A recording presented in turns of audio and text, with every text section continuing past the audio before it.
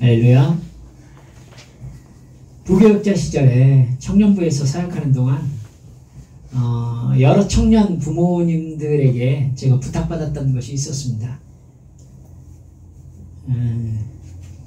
자기 자녀를 좋은 사람과 우리 목사님이 맺어주셨으면 좋겠다, 이런 이야기들을 많이 들었습니다. 제가 가르쳤던 나이 또래가 26살에서부터 미혼 청년들 전부였거든요. 이제 그 밑에로는 대학부라고 하고 위로는 이제 청년부라고 해서, 그래서 결혼 정년기에 들었던 청년들이 되게 많았습니다. 심지어 저보다 한 살 밑에 있는 청년이 있었으니까요. 그건 굉장히 힘든 부탁입니다. 부모님들은 정말 심각하게 저한테 부탁을 하시거든요. 근데 저는 되게 어려웠습니다. 옛말에 중매는 잘해도 본전이고 못하면 따귀감이라는 얘기를 제가 들었거든요. 사람이 늘 좋을 수가 없잖아요. 둘이 사귀다가 싸우면 다투는 일이 있죠. 그러면 꼭 그 원망을 이런 사람 만나게 해준 사람한테 돌리잖아요. 그렇죠? 결혼한 당사자뿐만 아니라 부모들도요, 마음에 들지 않는 부분이 생기면 원망거리를 찾다가 이런 사람 만나게 해준 사람한테 원망의 타깃을 돌리는 경우가 많습니다. 그래서 저는 청년들을 이렇게 소개시켜주기보다는 주님 안에서 공동체를 이루고 믿음으로 잘 성장을 하며 건강한 커플이 생겨서 청년부 안에서 결혼하는 거 괜찮다, 이렇게 생각을 했었습니다. 그래도 제가 청년부 맡는 동안에 꽤 여러 청년 부부가 생겼습니다. 저한테 주례해달라고는 안 하더라고요. 담임 목사님한테 해달라고 그랬는데, 이렇게 청년들 여러 커플이 생기면, 그러니까 결혼하지 않은 채 이제 사귀고 있는 거잖아요. 부모님들 중에 어머님들이 그런 경향이 있습니다. 저를 찾아오십니다. 그래가지고 종종, 그러니까 아들의 어머니면은 그 상대편 여자 청년의 에 대해서 이제 저한테 이제 물어보는 거죠. 저를 찾아온 어머님들 중에 교회에서 믿음 생활 잘하고 있는지, 좀 인격적으로 성숙한 사람인지를 물어본 분은 한 분도 없습니다. 모두 다 집안에 대한 질문을 하십니다. 상대방 아버지와 어머니가 누구신가? 생활 정도는 어떻게 되시나? 또 그분들 어떤 학교 나오셨는가? 또 직장은 무엇인가? 성품은 거의 안 물어보십니다. 돈 쪽으로 주로 물어보십니다. 근데 서로 사이가 좋은지는 물어보시더라고요. 네. 근데 여러분, 제가 청년 담임이지만 그걸 알지는 않아요. 청년에 대해서는 알지만 청년 부모에 대해서까지 제가 다 알지는 모르지 않습니까? 근데 저를 찾아오시는 부모님들의 마음은 제가 나이가 드니까 이해를 하겠어요. 어른들이 흔히 하는 말로 피는 못 속인다고 하죠. 반드시 그런 건 아닌데요, 많은 부분이 사실입니다. 많은 부분이 사실이에요. 물론 유전되는 성품이 있는 걸로 보입니다만은 갓난 아이는 일단 백지로 보는 경향이 있지 않습니까? 그런 아이들에게 세계관과 가치관의 기초적인 틀을 만들어주는 사람이 부모님입니다. 그러니까 속일 수 없는 게, 자녀를 보면 부모님이 보인다는 거 확실한 사실입니다. 확실한 사실이에요. 그 아이는 부모가 만들어준 틀에 따라서 평생 생각하고 말하고 행동합니다. 따라서 부모가 어떤 그림을 그려주느냐에 따라서 그 아이의 일생이 결정된다고 해도 크게 틀린 말이 아닙니다. 사람은 여러분 아시지만 좋은 것보다 익숙한 것을 선택한다고 하지 않습니까? 네, 그러니까 이것이 좋아도요, 그것이 낯설면 사람은 선택하지 않습니다. 여러분, 저희 집에서 제가 길치입니다. 길을 나가면은 저는 언제나 가던 길로만 갑니다. 훨씬 좋은 길이 생겼다고 하는데도 무의식적으로 가던 길을 가요. 제가 사람의 습관이라는 게 이렇게 큰 영향을 끼치는구나를 저를 보면 알 수 있어요. 여러분, 그러니까 자기에게 익숙한 환경과 익숙한 부류의 사람을 만나면은 무의식적으로 친근감과 호감이 생기게 되어 있는 게 사람의 특징인 거예요. 무의식적으로 그렇게 되어 있어요. 자기와 비슷한 말과 행동 패턴을 가진 사람을 택하여 결혼할 가능성이 큰 겁니다. 그래서 저는 부부는 닮아간다는 말보다도 닮은 사람끼리 부부가 된다라는 말을 더 신뢰하는 편입니다. 절대 아니라고 얘기하고 싶으시겠지만은 아닙니다. 사실은 닮았으니까 결혼한 겁니다. 그렇기 때문에 부모가 어떤 밑그림을 그리느냐가 정말 중요한 것이죠. 좀처럼 그게 바뀌지 않기 때문입니다. 바뀌는 사람이 없지 않아요. 없지 않아요. 그런데 여러분 아실걸요? 나는 많이 바뀌었다라고 하지만은 배우자는 알죠. 바뀌었다지만 어딘가 모르게 향기가 납니다. 부모의 향기가 나요. 어쩔 수가 없어요. 그건 완전히 바뀔 수가 없어요. 조금 바뀐 거예요. 조금. 이게 태생의 무서움입니다. 그런 의미에서 광야 생활을 시작한 이스라엘 백성들의 말과 행동의 패턴을 상당히 중요하게 보셔야 될 필요가 있습니다. 왜냐하면 이스라엘 백성들은 430년 동안, 그러니까 아주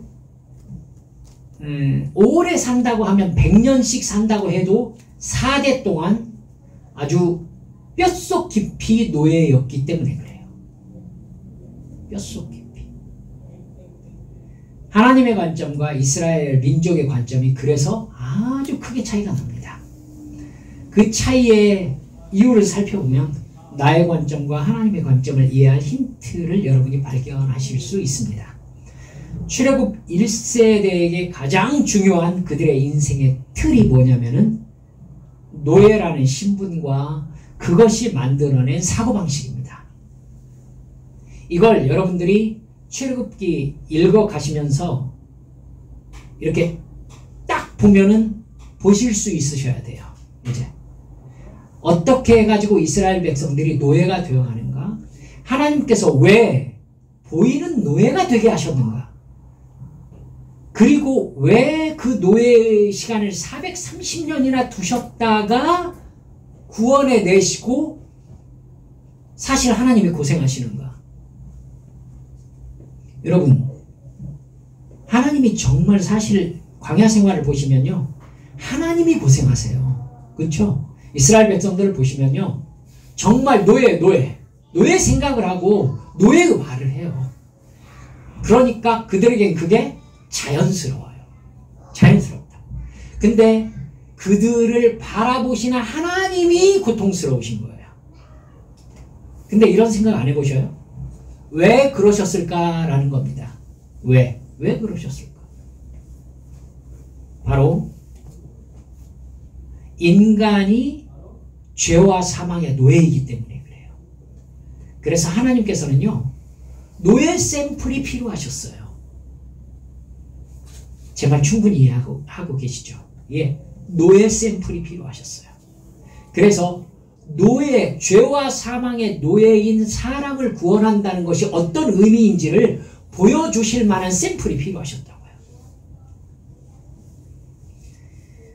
여러분, 그러니까 출애굽기, 레위기, 민수기, 신명기 살펴보시면 노예인 그들을 하나님의 백성으로 만들어 가시는 하나님의 반복된 노력이 나타납니다. 거의 똑같은 모습이 우리에게도 있습니다. 사도 바울은 로마서 8장 1절에서 우리가 죄와 사망에 붙잡힌 노예였다고 분명히 말씀하고 계시죠. 이걸 야고보 사도는요, 12제자에 들은 사도는 아니지만 예수님의 동생 야고보, 예루살렘 교회 담임 목사님이었던 야고보는 야고보서 1장 15절에서 이렇게 얘기해요. 욕심이 잉태한 즉 죄를 낳고 죄가 장성한 즉 사망을 낳느니라. 여러분, 죄와 사망의 노예였는데 그 원인을 하나 추가하고 있는 거죠. 뭐죠? 그게 욕심이라는 겁니다. 욕심. 즉 우리가 죄와 사망에 붙잡힌 노예였다는 말은 바꿔 말하면 우리는 육신의 욕심에 붙잡힌 노예였다는 말이 되는 것입니다. 그래서 진정으로 거듭나지 않은 종교인으로 교회 다니는 사람은요, 죄와 사망의 노예인 사람들이 나타내는 공통적인 특징을 붙잡고 있습니다. 바로 돈과 권력의 노예라는 사실입니다. 죄와 사망의 노예와 돈과 권력의 노예는 비슷한 말, 거의 같은 말입니다. 그렇기 때문에 정말로 거듭나서 죄와 사망의 법으로부터 자유롭게 되어서 생명의 성령의 법에, 새 사람의 법에 붙잡히지 않은 사람은 여전히 교회 생활 열심히 한다고 해도 여러분 돈과 권력의 노예입니다. 끊임없이 돈과 권력을 가지려는 욕심을 품고 돈과 권력 앞에 고개를 숙입니다. 끊임없이 하나님께 돈과 권력을 달라고 합니다. 혹시라도 그것을 가지게 되면요, 돈과 권력이 주는 지배욕과 만족에 취합니다. 그걸 가지지 못한 사람을 내려다보면서 감히라고 하면서 갑질을 합니다. 보이는 소유만 바라보면서 이 세상이 전부인 사람으로 사는 것이죠. 그것이 죄와 사망의 노예로 사는 죄인의 본성입니다. 이집트의 노예 본성을 버리지 못하는 이스라엘 민족과 똑같은 거예요. 그 사람이 바로 출애굽 1세대와 같은 사람입니다. 진정으로 믿고 거듭나서 성령 충만하면 세계관이 바뀌고 가치관이 바뀝니다. 그 사람만 출애굽 1세대에게 말씀하시는 하나님의 마음을 읽어내요. 하나님은 출애굽 1세대들에게 너희들의 목표는 광야에서 잘 먹고 잘 사는 게 아니다. 가나안 땅에서 하나님의 나라를 이루는 것이다 라고 반복해서 말씀하십니다. 여러분, 이스라엘 민족은요, 광야에서 고기와 부추와 마늘과 그 온갖 음식을 먹으면서 호사를 누리는 것이 목적이 아니에요. 가나안 땅으로 가는 것이 목적이에요. 그런데요, 이스라엘 백성들은 끊임없이 광야에서 불평을 해요. 광야에서. 하나님께서는요, 광야에서 이집트 노예의 근성을 다 드러내게 하세요. 그리고는 그걸 버려야 된다라고 가르쳐 주시는 거예요. 오직 하나님을 믿고 섬기고 사랑하는 하나님의 민족으로 거듭나라는 것입니다. 어떤 상황에서도 하나님만 바라보라는 것입니다.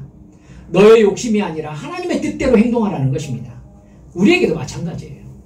예수 그리스도께서 너를 죄와 사망의 법에서 해방시켜 주셨다는 겁니다. 너는 이제 새 생명으로 거듭났다는 거예요. 너는 이제 하나님의 자녀라는 것입니다.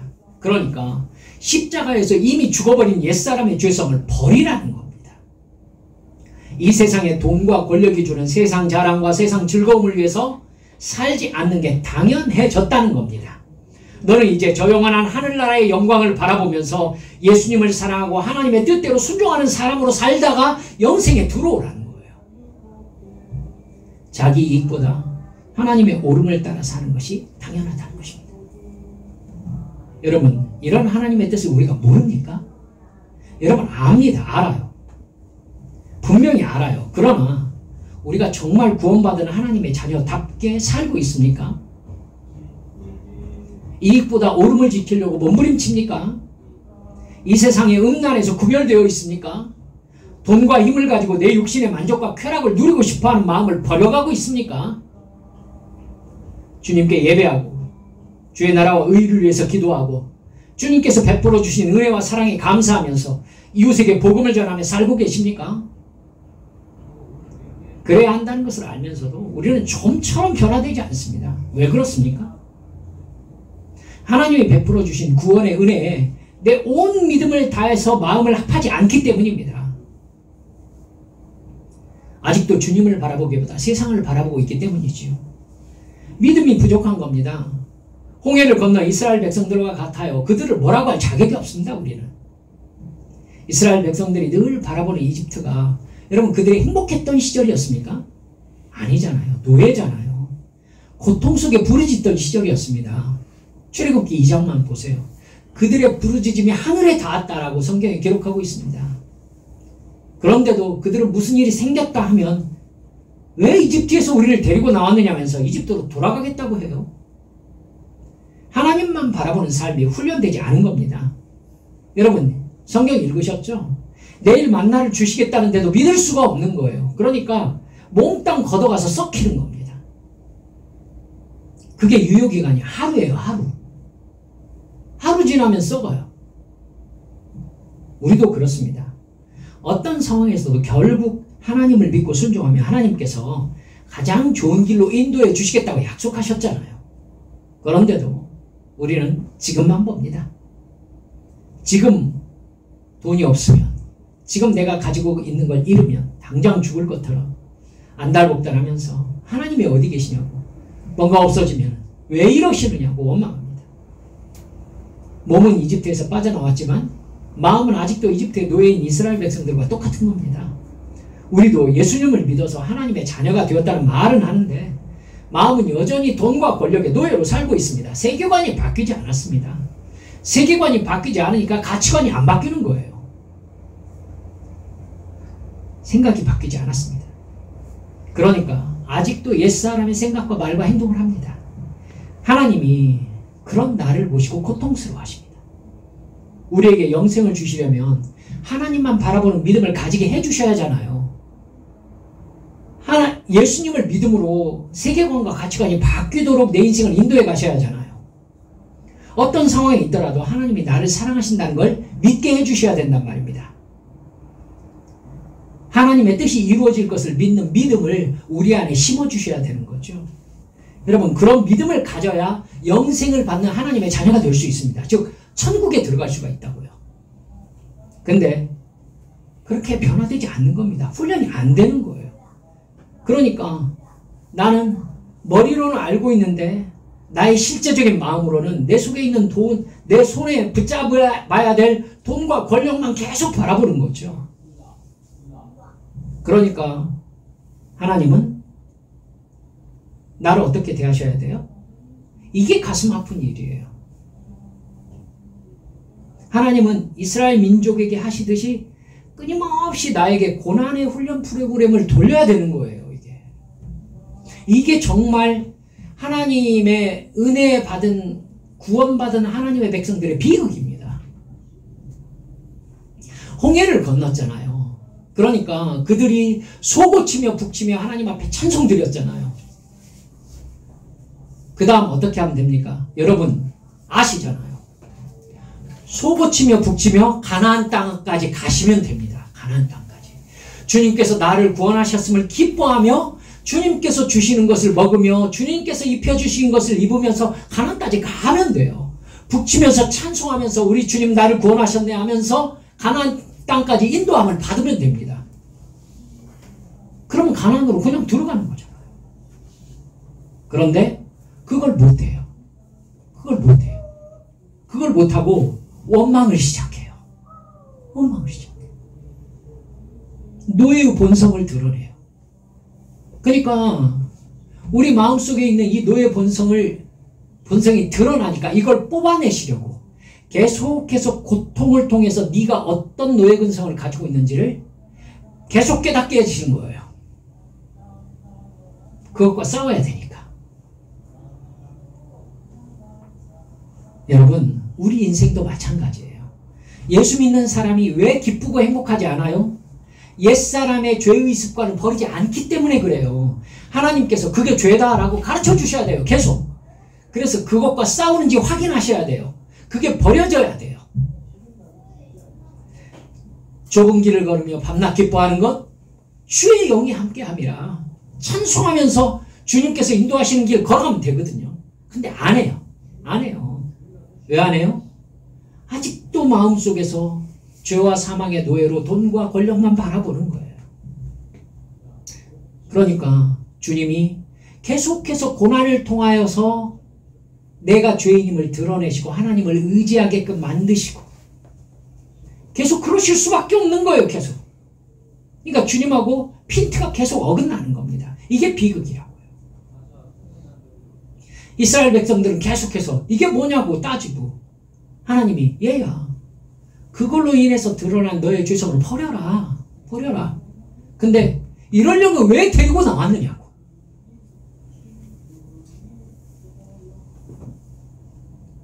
여러분, 우리가 고난을 받으면 뭐 고진감래라고 그래가지고는 이거 견디면 좋은 날이 오겠지. 여러분, 이제 겪어보셨습니까? 저에게 말씀하실 수 있겠네요. 고진감래처럼 고난을 겪어보시고 시간을 견뎌보니까 좋은 날이 옵니까?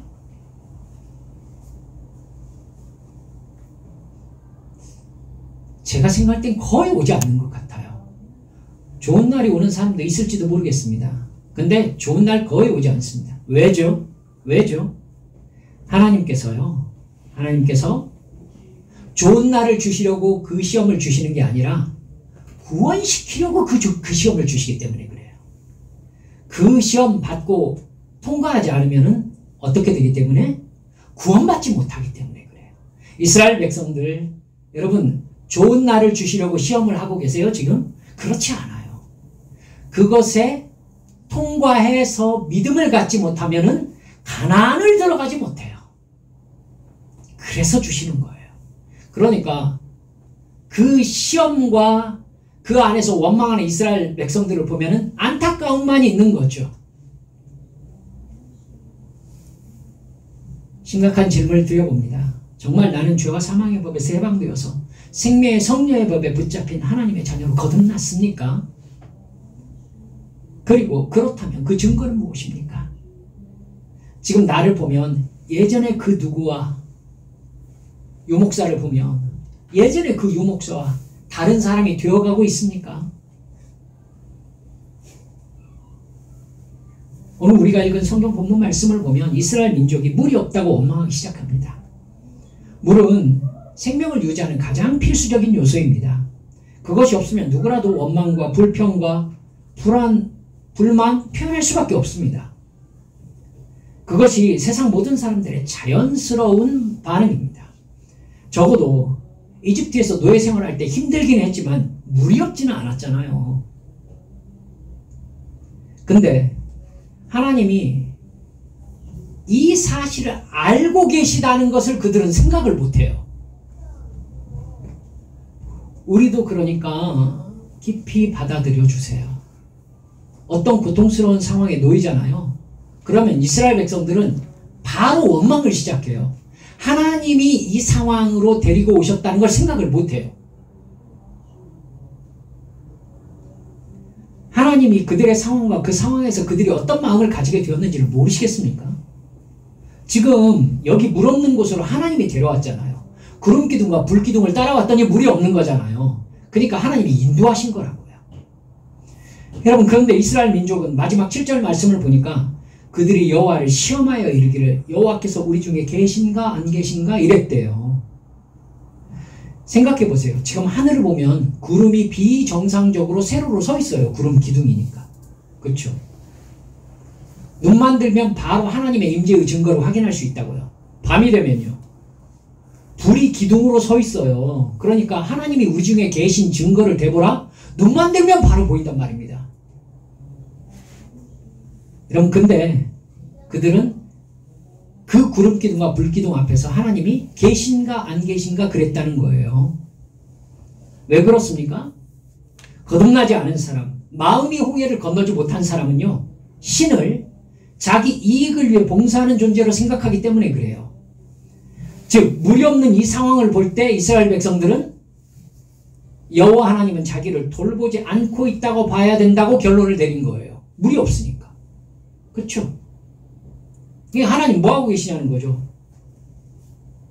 하나님이 나를 사랑하시고 나를 동행하는 증거를 내 만족이, 내가 바라는 것이 충족되느냐로 판단하는 거예요. 그러니까 물이 없으니까 하나님이 안 계신 거예요. 내가 바라는 것이 충족되지 않고 오히려 내가 바라지 않는 상황이 되었을 때 여러분, 그 사람은 틀림없이 하나님이 날 사랑하는지 난 모르겠다. 하나님이 나 뭐하고 계신지 모르겠다. 이렇게 얘기하게 됩니다. 이럴 때면 뭐하러 하나님 믿는다면서 교회 다니고 예배 드리고 11조 바치고 돈 바치고 시간 바치는지 모르겠다고 틀림없이 얘기합니다. 제가 들었으니까. 성독해. 이 세상에 종교를 가진 모든 사람들은 자기가 바라는 것을 신이 충족시켜 주기를 바라면서 종교 생활을 합니다. 그런 사람들은 말로는 하나님을 사랑하고 섬긴다고 하지만 여러분 다 거짓말입니다. 내가 바라는 대로 신이 주시기를 바랍니다. 내 소원이 이루어지기를 바랍니다. 그런 사람에게는 내가 옳은가 그른가는 전혀 관심이 없습니다. 내가 바라는 것이 좀 틀렸더라도 종교 행위를 더 간절히 하는 것으로 퉁쳐주시기를 바랍니다. 내가 뭔가 잘못했더라도 열심히 예배드리면 또 헌금 좀 많이 갖다 내면 하나님께서 그걸로 좀 퉁쳐주시기를 기대하는 거죠. 그리고 내 소원을 들어주시기를 바라는 겁니다. 이게 우상 숭배하는 세상 사람들의 마음입니다. 여러분 옳고 그름에 대해서 정확하게 죄를 얘기하면서 그것의 결과에 대해서 얘기하는 종교 보셨습니까?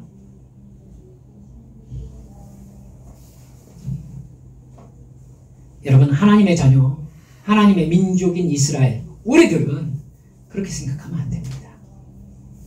자기들을 위해서 하나님이 존재하는 게 아니라 하나님의 영광을 위해서 내가 존재한다는 것을 인정하고 하나님의 말씀에 순종하는 사람들이 하나님의 자녀들입니다. 그렇기 때문에 내가 바라는 것들이 생겼을 때 그 사람은 이것이 하나님의 뜻에 비추어 옳은 소원인가를 먼저 점검합니다. 즉 내 욕심, 돈과 권력이 주는 세상 자랑과 세상 즐거움, 세상 만족을 얻기 위한 소원이라면 마땅히 버려야 하는 욕심이라고 판단한다는 거죠. 그 욕심을 이루기 위해서 여러분 욕심에 물을 주고 합리화시켜서 나만 그런가? 다 그러지 않아? 이러면서 그 욕심을 놓지 않고 붙잡고 있으면 야고보 사도가 뭐라고 했다고요? 욕심이 잉태한즉 죄를 낳고. 여러분 그 죄를 계속 붙잡고 거기에다 물을 주면요 죄가 장성하여 사망을 낳는다고. 이게 성경의 가르침이에요. 근데 누구도 이 말씀을 심각하게 생각하지 않습니다. 지옥 간다고 얘기하고 계시는데도 심각하게 생각하지 않아요. 천국과 지옥은 너무 간단하게 해결했다라고 진짜로 생각해요.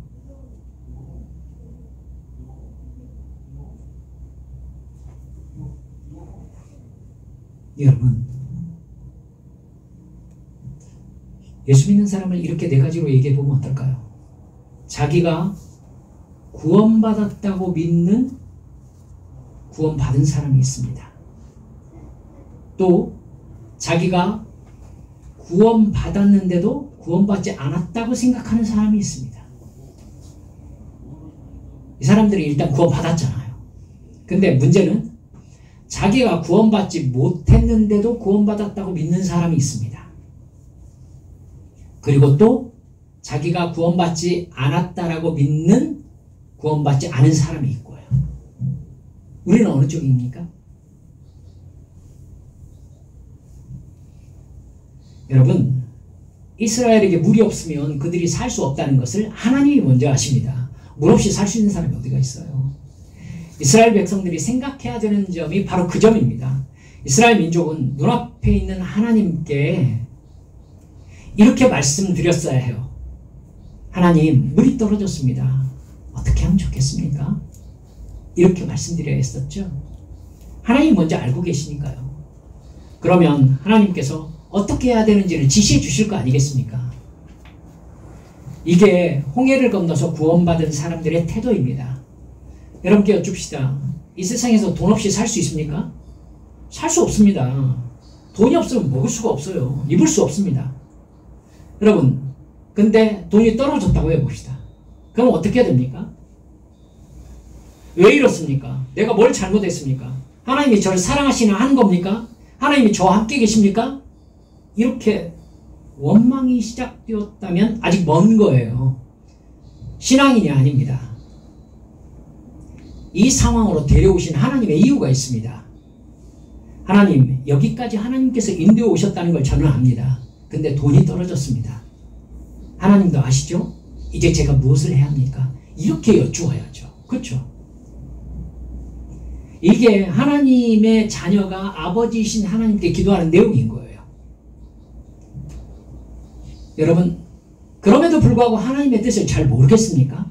그러면 주님의 뜻이 무엇입니까? 제가 회개할 죄가 있습니까? 깨닫게 해주십시오. 고치겠습니다. 주님, 제가 지키지 않은 약속이 있습니까? 알려주십시오. 주님, 훈련 프로그램입니까? 무슨 생각과 행동을 해야 이 과정을 통과할 수 있습니까? 이렇게 주님께 이 문제에 대해서 주님의 해답을 얻기 위해서 주님 앞으로 더 가까이 가야죠. 더 가까이 기도하고 더 성경 읽고. 여러분, 그러면서 내 마음속에 감동하시는 성령님의 음성에 귀를 기울이는 겁니다. 하나님은 바보가 아니십니다. 내가 실수할 수 있고 잘못할 수 있고 죄를 지을 수 있는 죄의 본성을 가진 죄인이라는 거 알고 계십니다. 근데 여러분, 놀라운 건 그런 나를 사랑하시기로 하나님이 작정하셨다는 것이 놀라운 겁니다. 내가 죄인이고 죄를 늘 지을 수밖에 없는 거 하나님이 알고 계세요. 알고 계실 뿐만 아니라 그런 나를 사랑하시기로 하나님이 결정하셨어요.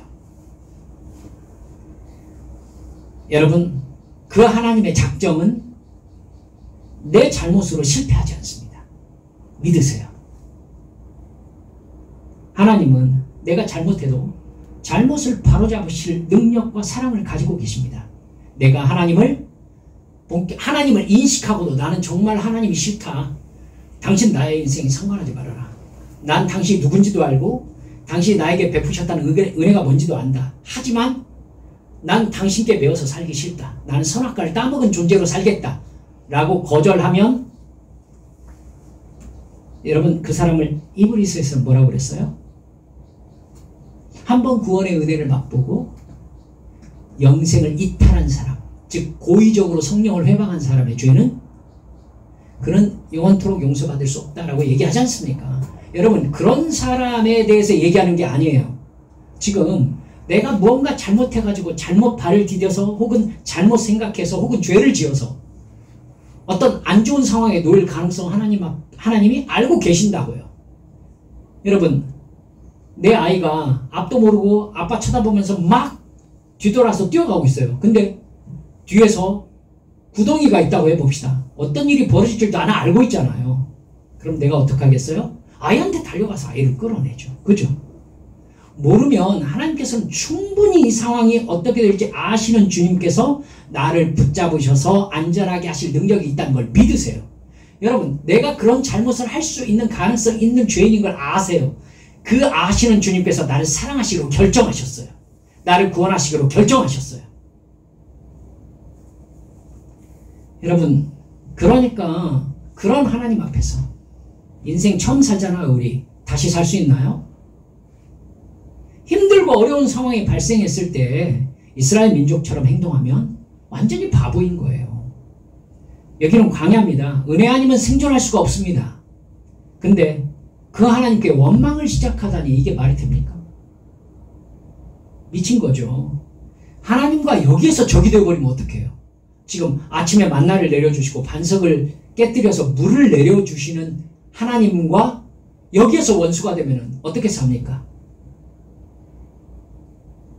즉, 고통과 고난에 처했을 때에 가장 확인하고 점검해야 될 것은 내가 지금도 변함없이 하나님을 믿고 사랑하는지의 여부입니다. 하나님과 한편이 되어야 광야 같은 이 세상, 여러분, 천국만 앞으로 인도함을 받을 거 아니겠습니까? 사무엘처럼 엎드려서 아버지 하나님 말씀하세요. 주의 종이 듣겠습니다. 이렇게 가셔야죠. 그렇죠? 네. 내가 하나님의 종이라는 걸 나 자신과 영적 세계에 선포해야 되는 겁니다. 근데 이스라엘 민족은요, 또 많은 경우 나는 힘들고 어려운 상황에서 내가 주의 종이 아니라 돈의 종이고 세상의 욕심의 종이라는 걸 결국 증명하고 맙니다. 여러분, 그 모습을 보신 하나님께서 얼마나 마음이 아프시겠어요. 즉, 물 떨어졌다고 하나님이 우리 가운데 계신가 안 계신가 라고 말하는 이스라엘 백성들 바라보시면서 하나님이 얼마나 애가 타시겠습니까? 이스라엘 민족이 분명히 홍해를 건넜는데 아직도 이집트의 노예인 상태를 바라보시면서 하나님이 얼마나 답답하고 마음 아프시겠느냐는 겁니다. 여러분, 오늘 본문을 보니까 결국 물이 나옵니까? 안 나옵니까? 물이 나옵니다. 물이 나옵니다. 하나님은 모세에게 반석을 가리키시면서 나일강을 치던 지팡이로 그 반석을 쳐라 이렇게 말씀하셨습니다. 그러자 반석에서 물이 쏟아져 나왔습니다. 하나님이 이 생각을 하고 계셨어요. 데려오셨으니까 물을 주시지 않을 리가 없습니다. 근데 물을 주시는 과정 속에서 하나님께 테스트 받았던 이스라엘 민족은 불합격했습니다. 물은 나왔어요. 근데 영적인 수준은 똑같았어요. 하나님의 더 깊은 임재와 사랑과 은혜 가운데 들어갈 기회를 얻지 못했어요. 오늘 설교 제목이 무엇을 보고 있나요? 입니다. 훈련은 언제나 고통스럽습니다. 군인이 전투 능력을 얻기 위해서 훈련하는 과정은 여러분 아실 겁니다. 고통으로 되어 있습니다. 고통을 넘어서야 군인이 됩니다. 고통 속에서 그 다음 단계로의 업그레이드 될 소망을 가지지 못한다면 훈련의 고통이 아무 소용이 없죠. 그 사람은 고통 때마다 의미를 모르고 고통스러운 상황만 바라보면서 원망만 할 것입니다. 이걸 통과하면 내가 전사로 세워진다라는 걸 바라봐야 고통을 기꺼이 받을 거 아니겠습니까? 말씀을 마칩니다. 나는 내 상황 안에 있는 고통 속에서 하나님의 어떤 훈련 프로그램이 작동하고 있는지 알고 있는지 점검 한번 하십시다.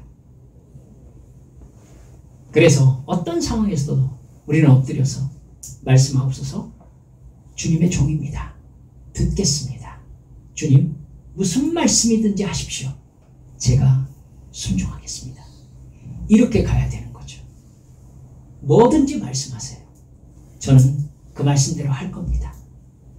이게 홍해를 건넌 이스라엘 백성들의 마땅한 태도인 거예요. 그러면 시험이 어렵지 않습니다. 그냥 쭉쭉 통과죠. 어떤 일이 생기면 바로 엎드려서 우리도 그러는 거죠. 주님, 말씀하세요. 말씀만 하세요. 내가 행동하겠습니다. 주님, 제가 움직이겠습니다. 이러면요, 그냥 통과예요. 통과. 근데 거기서 원망하고 주저앉으면은 여러분 아들이고 딸이니까 하나님께서 아예 거기서 만나 뚝, 물 뚝 이거 아니에요. 살려주세요. 그런데 영적인 단계는 그대로예요. 영적인 단계 그대로예요. 그대로 쭉 가다 보면 결국 어디를 만나요? 가데스 바네아를 만나요. 그래서 이제 진짜 정체를 드러내야 될 순간이 와요. 40일 동안 정탐꾼 했던 사람들이 와가지고 우리는 저기 못 들어간다. 아니 자기들 힘으로 왔나? 자기들 힘으로 왔어요? 하나님이 인도해서 왔잖아요. 근데 우리는 못 들어간다. 저 사람들과 싸워서 우리는 못 이긴다. 여러분 결국 정체를 드러낼 수밖에 없어요. 결국 하나님의 백성이 되지 못하는 나의 영적인 정체성이 언젠가는 들통이 나요. 그래서 하나님께서 결국 이 사람들에게 뭐라고 하셔요? 그들은 가나안에 들어가지 못할 것이다. 남 얘기가 아니에요. 여러분 우리도 똑같아요. 우리도 어떤 일이 생기든지 어떤 어려움이 생기든지 여러분 앞에 어떤 힘든 고난이 닥치든지 여러분 우리가 해야 될 건 너무나 단순해요. 그렇기 때문에 쉬워요. 오히려 마음을 먹으면 하나님께 엎드려요. 그리고 말씀하세요. 제가 뭐 할까요? 주님, 제 생명 거두고 싶으세요? 거둬가세요. 당신께서 다 책임지세요. 저 순종하겠습니다. 이러면 문제가 쉬워요. 어렵지가 않아요. 주님께서 놓으라는 거 놓으세요. 어려워요? 아니요. 주님이 주셨잖아요. 그렇죠? 놓으세요. 주님이 하라는 거 하세요. 주님이 하지 말라는 거 하지 마세요. 실제로 그 마음을 먹어보면 어렵지가 않아요. 이러면 시험이 우리를 고통스럽게 할 수가 없어요. 이 사람을 히브리서 11장 마지막 절에서 뭐라고 그래요? 이 사람을 세상이 감당하지 못하느니라.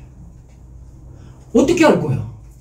아니 무슨 시험을 갖다 놔도 하나님 앞에 딱 엎드려서 뭐 할까요? 감당이 안 돼. 감당이 안 돼. 마귀가 포기하는 사람, 귀신이 포기하는 사람, 세상에 고난이 감당하지 못하는 사람 되는 거죠. 되는 거죠. 여러분 그러면 하나님이 예뻐서 얘를 업고 다니는 거예요. 내가 너를 얼마나 사랑하지 않느냐. 시험이 필요가 없어.